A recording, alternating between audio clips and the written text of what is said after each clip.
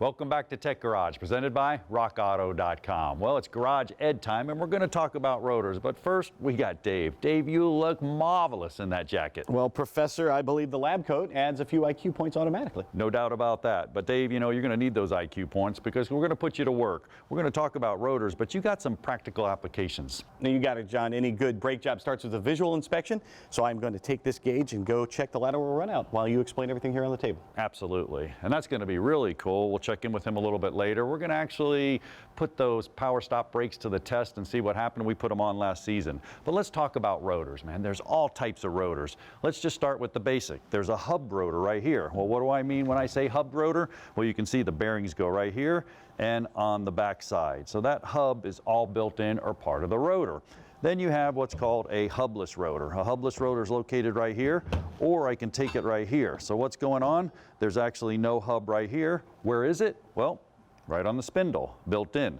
Either a gen bearing or a sealed bearing or whatever it may be, the hub's part of the spindle assembly. This then makes that a hubless rotor. Now, a couple other designs we can look at. On rotors, you have ventilated rotors. Well, in the center, there's ventilated. All the way back on show one, we talked about that heat dissipation. We have to get rid of the heat. That's the job of these vents right here, to let the heat dissipate from the rotor. You don't get the brake fade, you get good stopping power. Then there's the solid rotor. Now, you'll see the solid rotor probably on smaller cars, lightweight cars.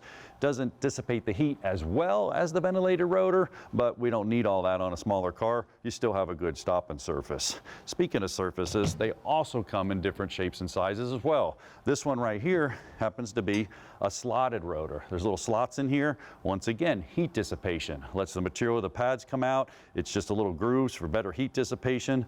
And Dave's actually over there working on a drilled and slotted rotor. You'll see that in a little while. It's got little holes in there drilled and slots as well. Even more heat dissipation.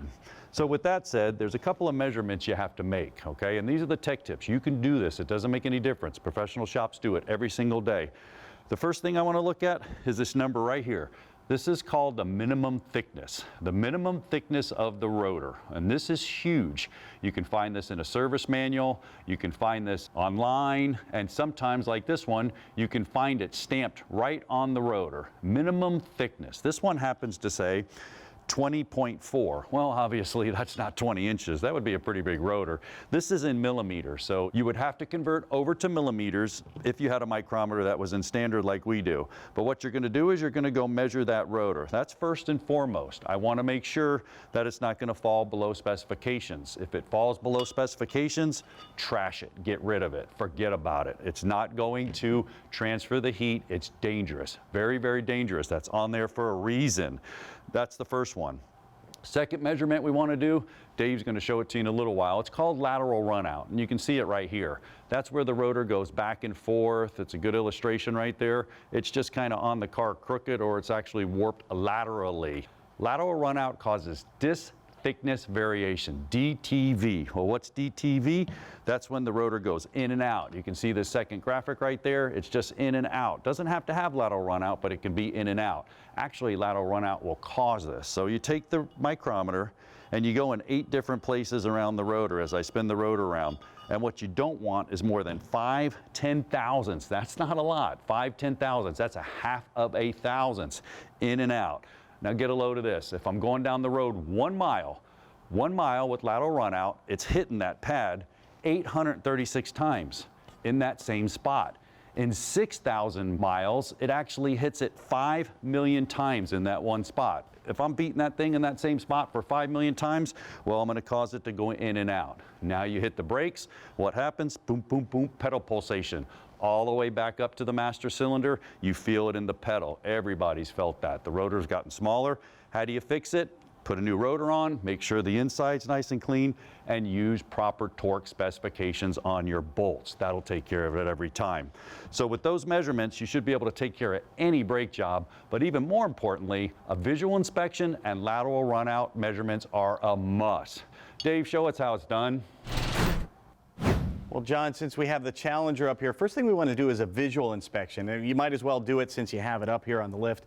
And it's super simple. You just want to look for the obvious. First, we're going to check the lines here. We have the line coming into the hose, make sure all the connections are good, and they are in this case. And you want to also look at your ABS sensor to make sure it's clipped in there, the cable is clipped in there. And again, you're looking for the obvious. You also want to grab your caliper here and you want to see if it moves around and if it's free, because it has to float. And it does in this case. It's not going to move a whole lot, but at least it's not seized up. Also take a look at your sliders, make sure there's no debris in it. And again, that's going to be pretty obvious. You'll see it if something is wrong.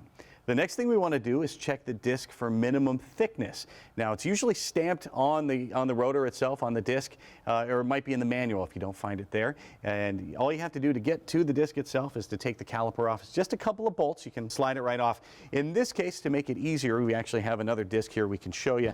And you want to grab a brake caliper. Now, the brake caliper is a little different from other calipers because it has this point here that enables it to get into a groove to find the low spots. And you want to just throw the caliper on there, you run it around your brake disc, and if it falls below the minimum, you are in trouble. At that point, this thing is junk. There's nothing you can do to fix it, so you just want to throw that out. But let's say you're not below the minimum and this thing's still good. Now we're going to check for lateral runout, and that is the difference between the high spot and the low spot on the disc as it turns. If there's too much of it, that can lead to pedal pulsation. So we're going to check it out. We've got a dial indicator set on here. We've got it zeroed out, and we're going to start rotating it. Now you see it jump right there? That's when it hits one of these grooves.